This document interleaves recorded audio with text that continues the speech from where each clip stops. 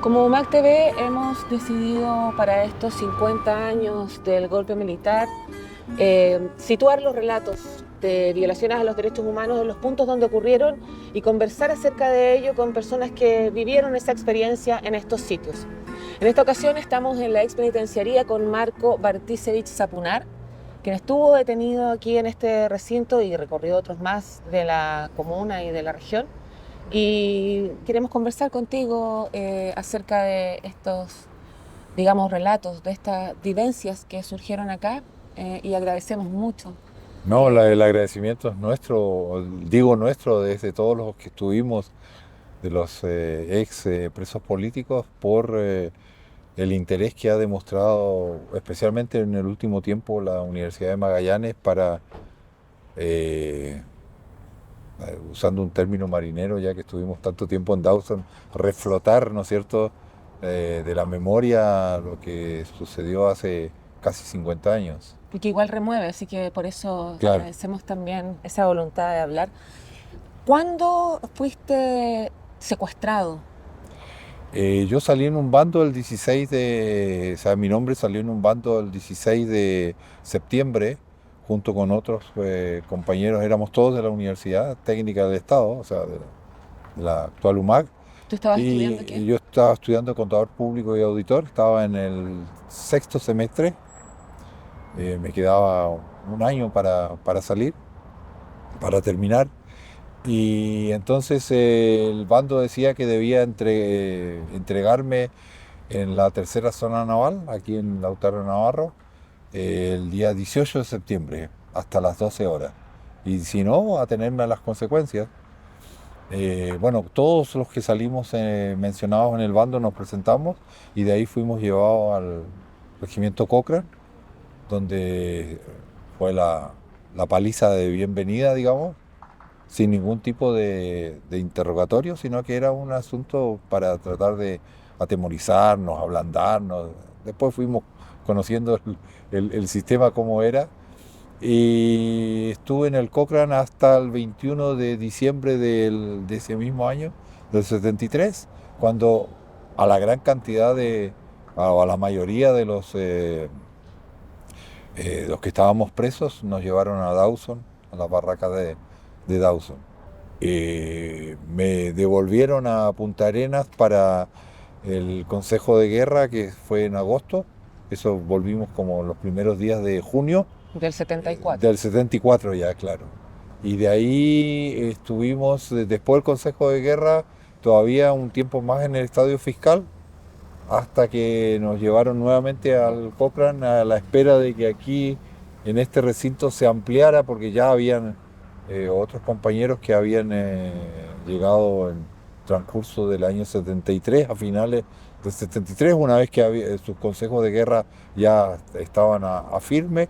Entonces llegué a este recinto el 9 de enero de 1975 y ahí hasta junio del 76, cuando, de acuerdo al decreto 504 de conmutación de pena, se me dio el extrañamiento, o sea, la obligación de tener que salir del país por el periodo, inicialmente por el periodo al que uno había estado condenado, pero eso nunca pude entrar. Yo no salí en ninguna lista de gente que pudo entrar y entonces solo fue posible el año 90, una vez que se terminó la dictadura.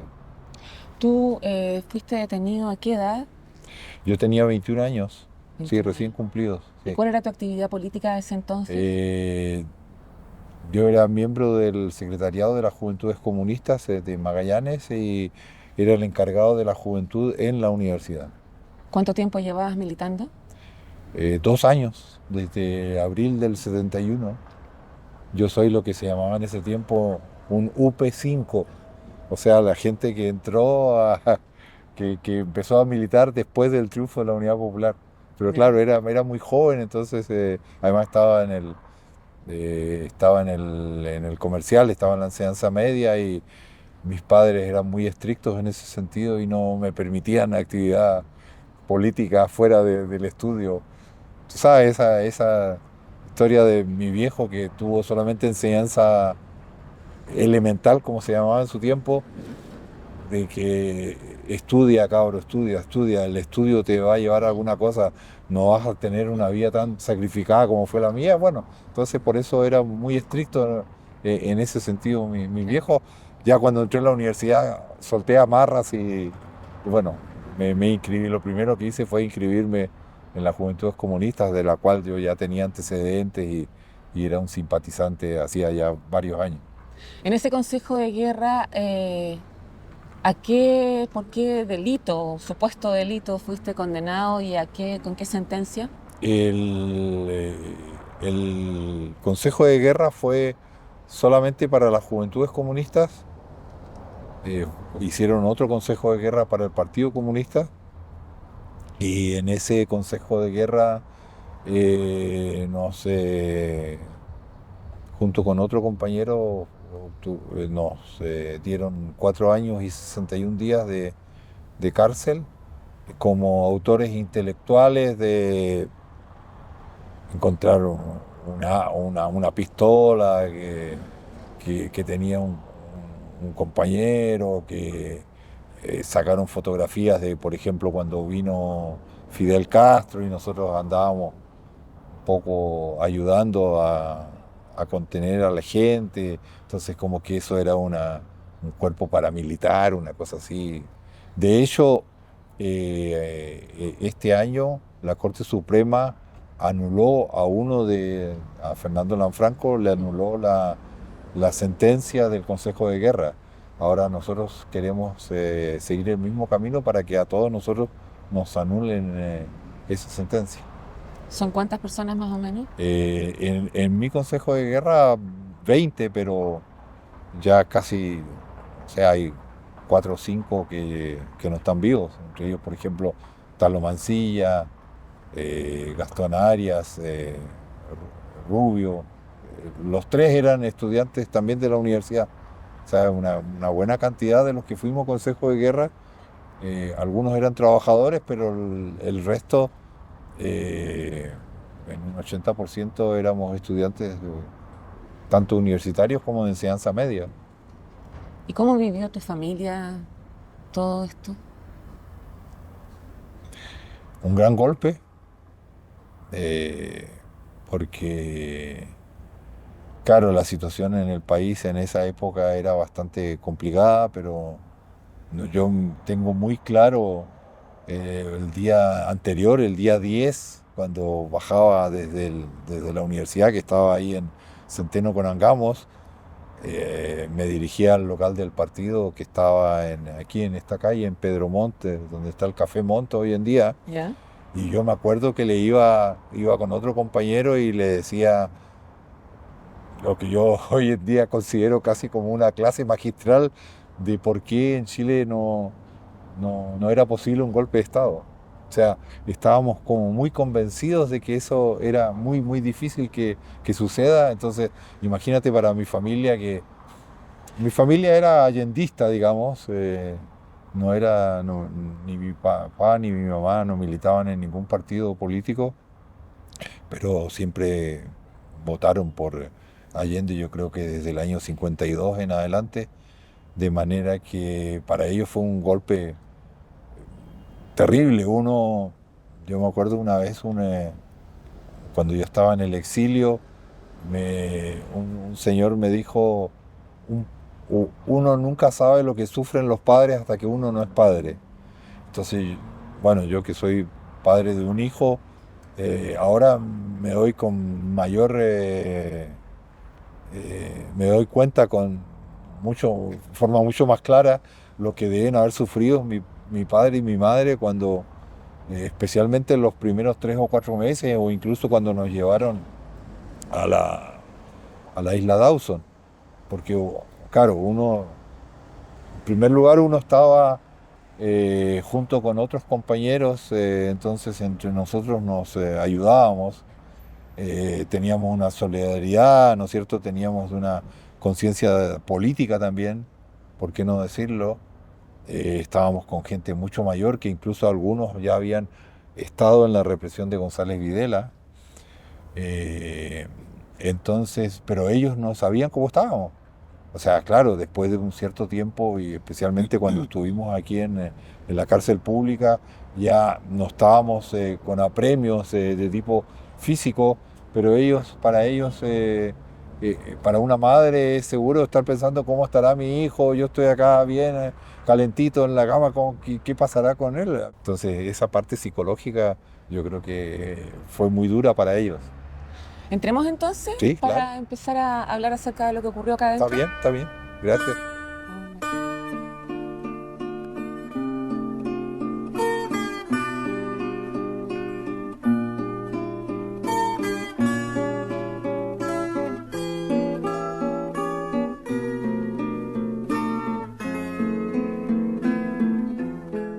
Bien, la ex cárcel pública es el único centro de detención durante la dictadura que se mantuvo hasta que empezó, digamos, la transición a la democracia. En este recinto, ¿cuánto tiempo estuviste entonces al final? Más de un año. 1 año y medio, desde enero del 75 a junio del 76. ¿Qué te provoca pasar por acá? Mira, para ser muy honesto, nada. Parece un mecanismo interno de que me bloquea muchas cosas.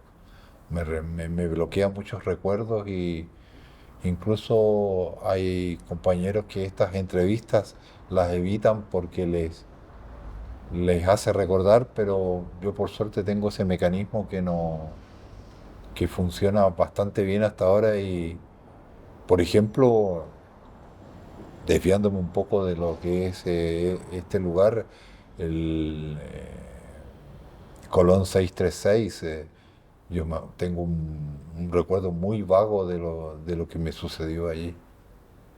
Lo que creo que es bueno, Pero porque no fue nada agradable, claro.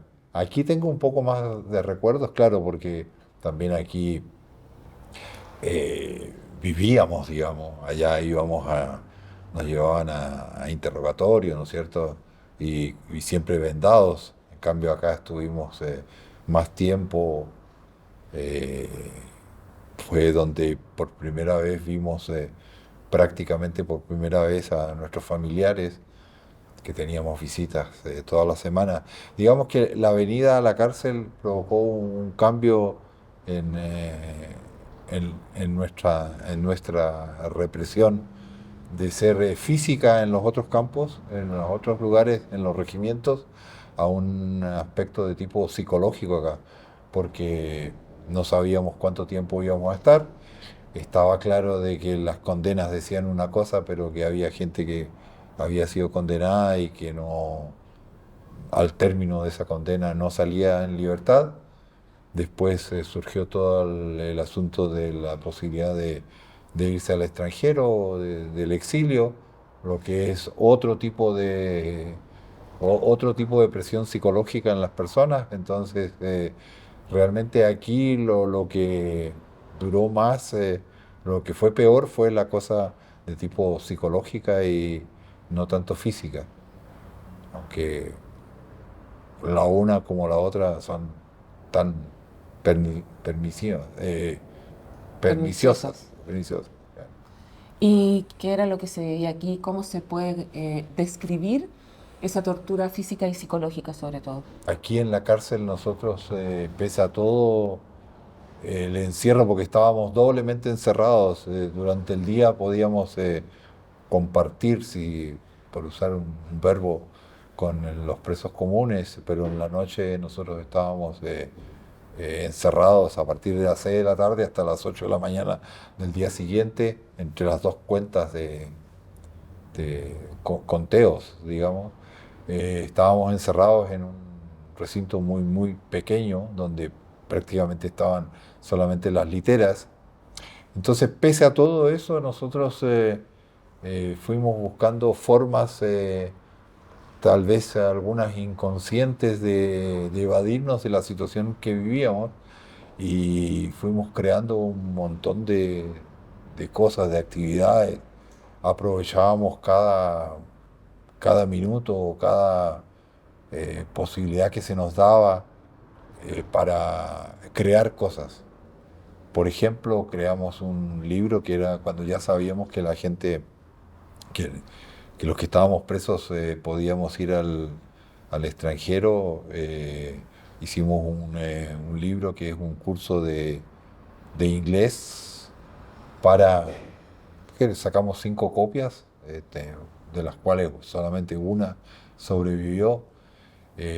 Por ejemplo, enseñamos así como los compañeros que eran ovejeros, campesinos, nos enseñaron a usar el hacha en Dawson. Nosotros aquí les enseñamos, por ejemplo, a jugar ajedrez. Hicimos un campeonato en el que participamos, yo creo, 40 de los 50 y tal que estábamos en ese momento acá. Y el, eh, el mayor miedo que tenía Gendarmería era la entrada de cosas ilícitas hacia nosotros, lo que nunca sucedió, pero eran un poco más, o no entendían de que nosotros podíamos sacar algunas cosas. Entonces, por ejemplo, en el asunto de esas partidas de ajedrez, nosotros anotamos todas las partidas de ajedrez de todos los compañeros, ya que durase 80 movimientos o 6 movimientos, estaba todo anotado. Y en una de las visitas yo logré sacar todas las partidas, lo que hoy en día tiene un significado tanto para los que participaron allí como para sus familiares bastante grande. Y así logramos ir sacando muchas cosas de lo que hacíamos. Por ejemplo, hoy en día cuando uno ve la televisión y te dicen tal jugador de fútbol chuteó al arco tantas veces del lado derecho y tantas del lado izquierdo, nosotros eso lo hacíamos acá en el patio de- que hay acá en la cárcel. En las tardes conseguimos que un grupo algunas veces a la semana pudiese jugar básquetbol y otros a jugar baby fútbol. Entonces los que no jugaban o el uno o el otro deporte se iban en la parte superior y anotaban los lanzamientos, de dónde eran, cuántos errados, cuántos, si eran de 3 puntos, de 2 puntos. O sea, era una forma también de entretenerse, ¿no es cierto? De evadirse un poco de la situación. Porque, claro, algunos compañeros podían ejercer alguna profesión acá dentro de la cárcel, pero la mayoría de nosotros que, como mencioné anteriormente, éramos estudiantes, no teníamos. Entonces, bueno, aprovechamos, mucha gente aprovechó de estudiar lenguas, perfeccionarse en matemática, en historia, en diversas cosas. Siempre andábamos buscando eh, contrarrestar esa presión psicológica que teníamos. El recinto en el que nos encontramos está actualmente bajo el alero del Servicio Nacional del Patrimonio, que depende del Ministerio de las Culturas, las Artes y el Patrimonio. Y es porque aquí en este lugar se pretende emplazar una biblioteca. Hay una serie de restricciones que tenemos para poder, digamos, recorrer este lugar, pero uno de los sitios donde podemos ir es precisamente ese patio del que estás hablando. ¿Vamos allá adentro Sí, para claro, la claro. conversación?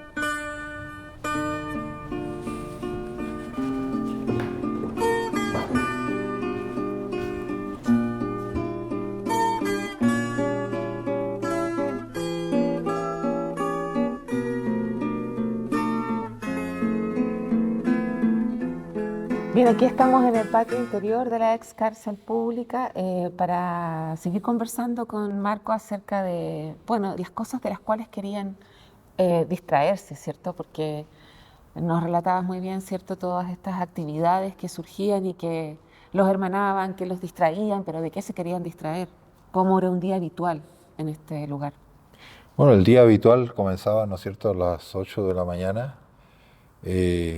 A pesar de que ya estábamos condenados, de todas maneras estaba presente en nosotros la posibilidad de que existiesen allanamientos.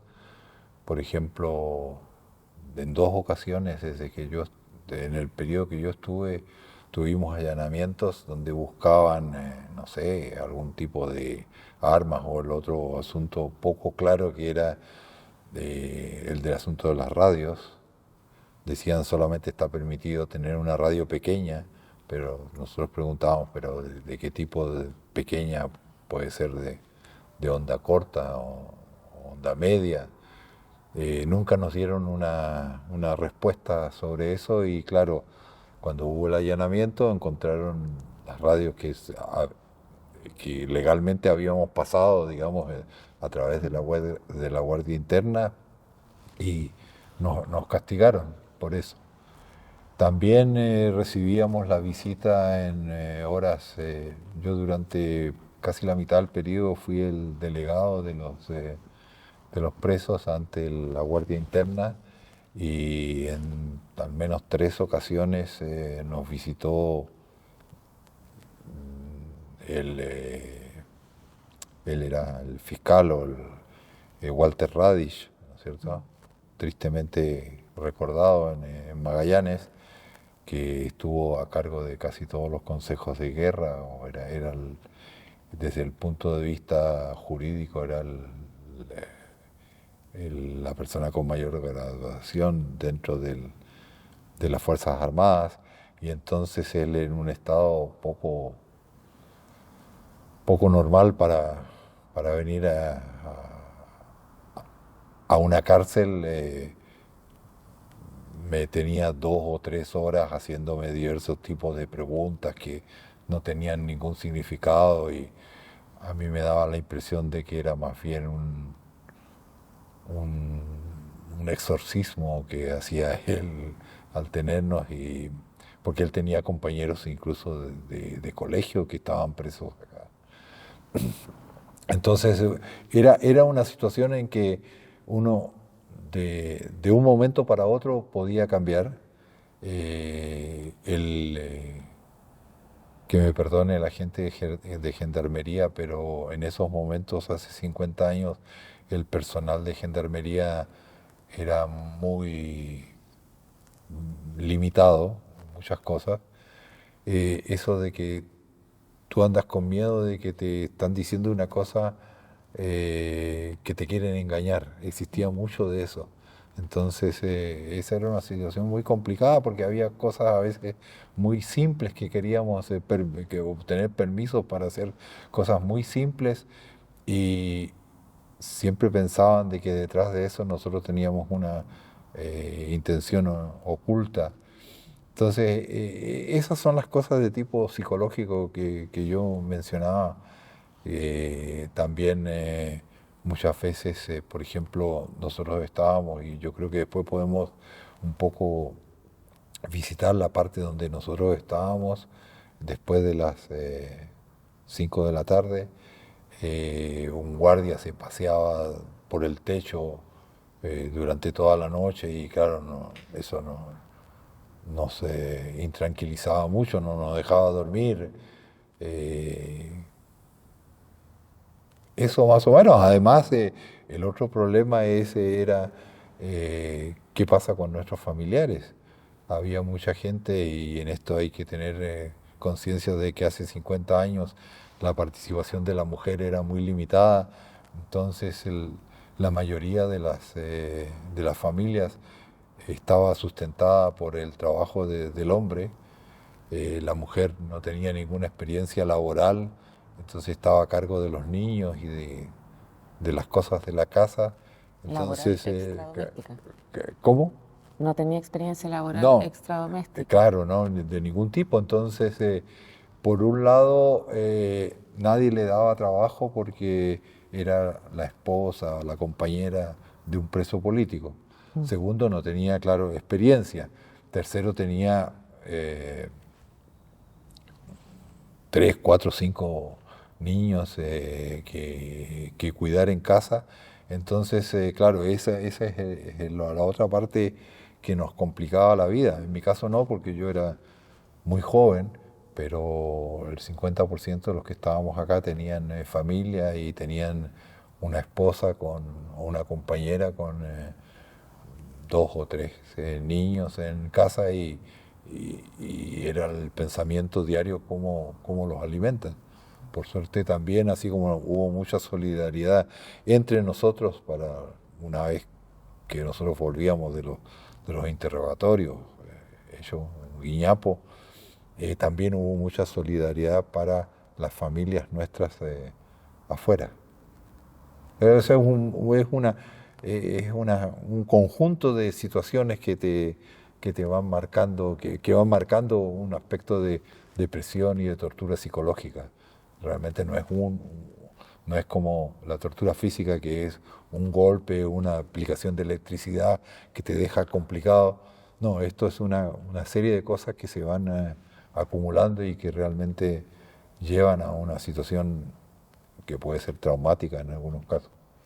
Y el caso tuyo, Marco, ¿tú sientes el trauma después de toda esa experiencia? ¿Cuáles son las secuelas físicas, mentales que sientes que quedaron contigo? Mira, es un poco difícil decirlo eso, porque en la jerga un poco de Condorito, si le preguntas a un loco, yo estoy sano, ¿no es cierto? Entonces puede que conmigo sea lo mismo. Yo creo no tener grandes traumas, pero evidentemente que los hay. Hemos estado en un proyecto del gobierno regional para 74 personas que estábamos en el Price y que vivimos detención en los años 73 y 74 y justamente ha sido un proyecto de salud muy completo que incluye la parte psicológica y la psicóloga justamente ha dicho, tú tienes una, una situación que tratas de escaparte de recuerdos, eres como escapista en ese sentido. Entonces tratas tienes un manto que te cubre lo que pasó, pero está allí, nunca se sabe cuándo puede hacer erupción y salir La surgir superficie. a la superficie, claro, y a medida que pasan los años puede ser peor que si hubiese surgido hace 30 o 40 años atrás. ¿Este aniversario en particular no ha hecho que salgan a la superficie algunos de esos traumas, como ha pasado con algunas personas Sí, detenidas? ha ayudado, sí, a unir algunos pasos. Realmente teníamos, muchos de nosotros teníamos algunas lagunas que no podíamos, pero esto ha hecho de que desde los 50 años, como en este caso de la televisión de la UMAC, que nos ha invitado a hacer una exposición, también hemos tenido que asistir a otros encuentros y en el contacto entre nosotros hemos ido llenando estas lagunas que también en cierta forma eh, son propias ¿no es cierto?, de esos traumas de los que me preguntabas. Hay cosas que uno no se explica cómo no se acuerda, Claro. porque hay hechos, claro, de la vida diaria que uno naturalmente se olvida, pero hay muchas cosas que uno debiera acordarse y no se acuerda. Bueno, esto ha servido un poco para ir ordenando un poco el naipe respecto a esas cosas y ¿Qué has recordado tú? eh, un poco más sobre bueno, tuvimos la oportunidad de estar en Isla Dawson, un poco más sobre la estadía en Isla Dawson, eh, el asunto de lo que hacíamos diariamente, eso y un poco más también lo de acá. Lo que tengo bastante olvidado es lo que pasó en el Estadio Fiscal, donde también teníamos un régimen muy, muy duro de, de aporreo, de maltrato, de tortura, que no estaba destinada a sacarnos a hacernos alguna pregunta, sino que era por nosotros decíamos, era para el deleite de los soldados, una cosa así. Naturalmente ellos estaban mandatados para hacer lo que hacían. Eh, pero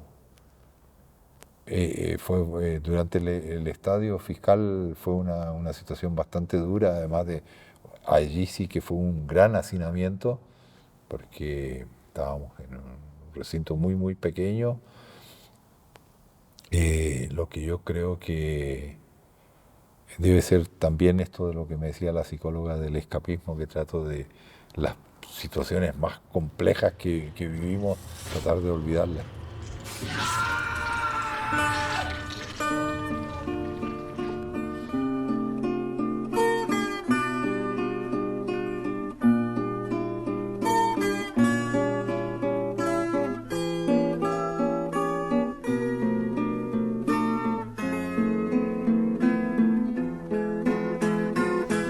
Bueno, aquí es solamente hasta la mitad nomás, porque esto para allá, viste que colocaron esa pared, Sí. pero para allá era más largo. Aquí había una puerta acá, y aquí cerrado con pared, y esto era una cocina que era el doble de este espacio. Ya. Los baños son los mismos, parece. Aquí habían baños, sí, más o menos la misma cosa. Tal vez era esto más el baño de allá. Y eso daba, al terminar la siguiente parte, eh, estaban los dormitorios. La parte y después había un patio luz, donde había una caseta arriba por una entrada lateral, donde había también guardias. Y nosotros estábamos en dos pisos. O sea, sobre esto también estábamos nosotros, donde yo dormía, donde estaba mi cama. Así que más o menos, pero claro, ha quedado tal vez en decirle a la gente de patrimonio que nunca es tarde, que estos son remodelaciones, si se puede decir. eh, Pudiese mantenerse Como estaba. como estaba, claro, alguna cosa, como se ha hecho en otros lugares, yo no creo que esto signifique un menoscabo a la idea, a la buena idea de dedicar esta cárcel a la cultura, ¿no es cierto? Siendo biblioteca Y archivo. y archivo regional, pero se pudiese dejar un espacio donde cohabitamos 50 personas o 60 al principio por espacio de casi 2 años, porque aquí hubo gente que estuvo hasta el año 78, me parece, fue la última persona que salió de acá. Y después personas que detenían en manifestaciones también las traían aquí. También las traían En la acá década de los y 80. las dejaban al lado en lo que era la primera comisaría también, ¿no es cierto? Entonces, como que es parte del patrimonio mismo de lo que sucedió durante 5 o 6 años al principio de la dictadura. ¿Hay un cálculo de cuántas personas en total estuvieron aquí como presos políticos? ¿O presos? Eh, Entre 60 y 70, no todos al mismo tiempo, porque también cuando nosotros llegamos, que fue en enero del 75, ya algunos estaban saliendo en libertad condicional y otros con el régimen de dormir en la cárcel, pero estar durante el día afuera entonces entre 60 y 70 personas en este local.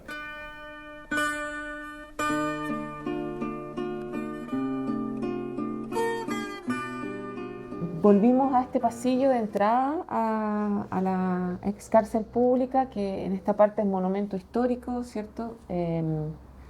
Y quisiera profundizar contigo en la parte de la memoria, que es de alguna forma una garantía de no repetición, ¿cierto?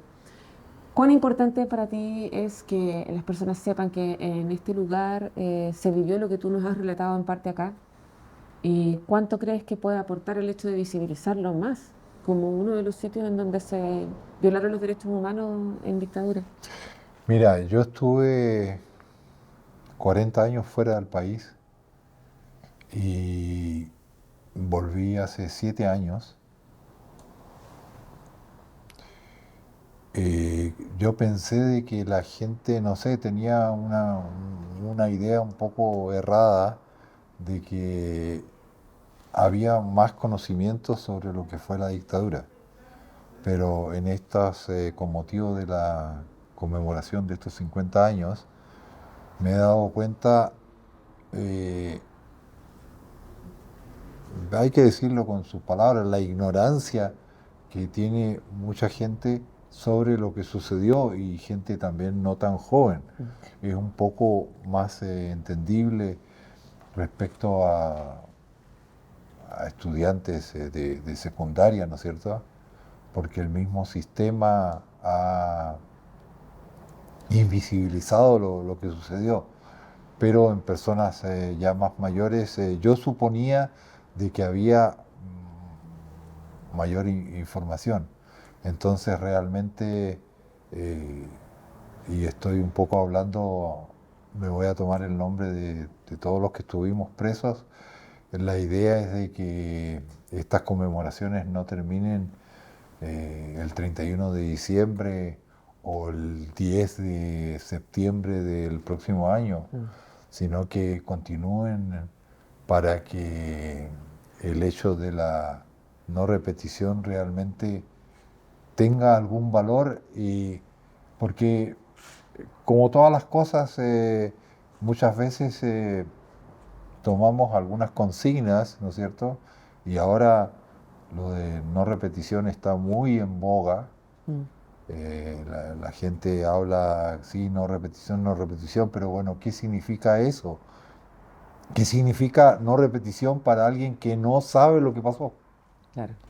Entonces es una palabra bastante, es una frase muy vacía si no se explica, sino a través de los textos de estudio, a través de la información que llega a través de la prensa, ¿no es cierto?, de los medios de difusión o en general del- de lo que hagan los partidos políticos o el mismo Estado, de dar a conocer lo que sucedió. O sea, eso para mí es condición para que después la gente entienda lo que significa no repetición. ¿No repetición de qué? Bueno, no repetición de toda esta tortura, de lo que vimos en la parte inicial de este documental, lo que sucedió y lo que ustedes han estado mostrando en otros centros de, de detención y de tortura en la región de Magallanes, y lo que ha sucedido en el resto del país. Entonces, en la medida que eso sea más público, va a tener más sentido el asunto de no repetición. Y realmente me parece que hay bastante camino todavía para andar, para abrirle los ojos a la gente y hacerles ver qué, qué es lo que realmente sucedió. ¿Tú sientes que estamos de alguna forma en riesgo de repetir? A propósito de la situación política de los últimos años, ¿cómo lo evalúas? Yo creo que ese riesgo siempre existe.